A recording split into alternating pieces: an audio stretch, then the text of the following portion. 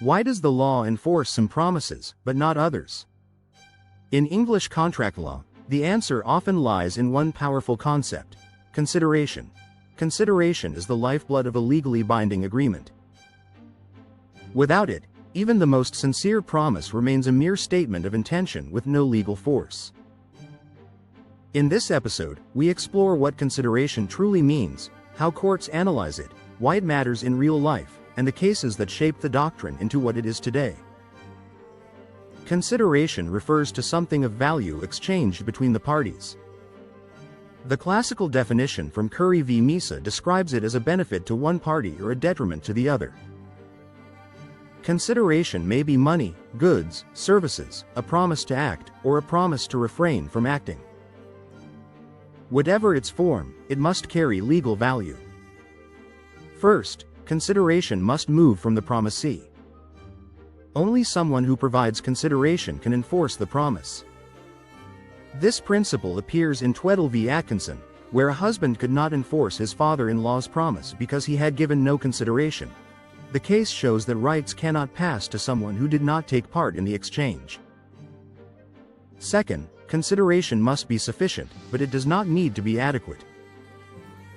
Courts are not concerned with whether the bargain is fair, only whether something of value exists.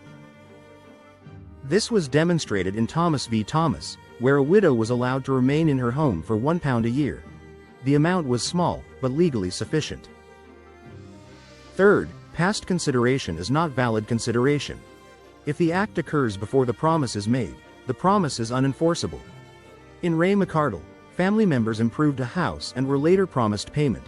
Because the work was completed before the promise, the agreement could not be enforced.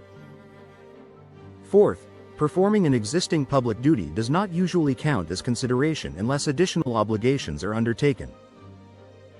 In Roffey Bros v. Glamorgan, a mining company requested extra police protection.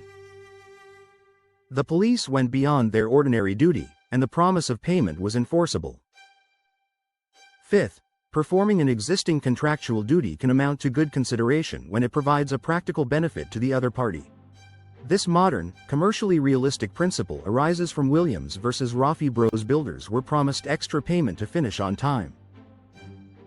The court held that avoiding penalties and ensuring timely progress amounted to a practical benefit, making the promise enforceable. Finally, part payment of a debt is not good consideration for waiving the rest. This strict principle was confirmed in Foakes v. Beer. A debtor paid installments but was later asked for interest. The court ruled that paying part of a debt cannot satisfy the whole obligation unless additional consideration is provided. Understanding consideration is essential for anyone entering into agreements. A promise without an exchange is usually not enforceable. When renegotiating a contract, something new must be offered in return. This is where the Williams v. Roffey Bros principle becomes important. When dealing with debt, Foakes v. Beer serves as a reminder that part payment alone may not protect you from further liability. In everyday life, whenever you sign a contract, accept new terms, or negotiate a deal, ask yourself, what is being exchanged by both sides? Consideration remains one of the essential elements of a valid contract. It must move from the promisee, it must be legally sufficient, and it cannot be passed. By understanding how consideration operates, you protect your interests and make informed decisions whenever you enter or modify a contract. A promise is only as strong as the value exchanged for it. Thank you for watching. Subscribe and click the notification bell for more legal topics, powerful discussions, and exciting new videos coming your way.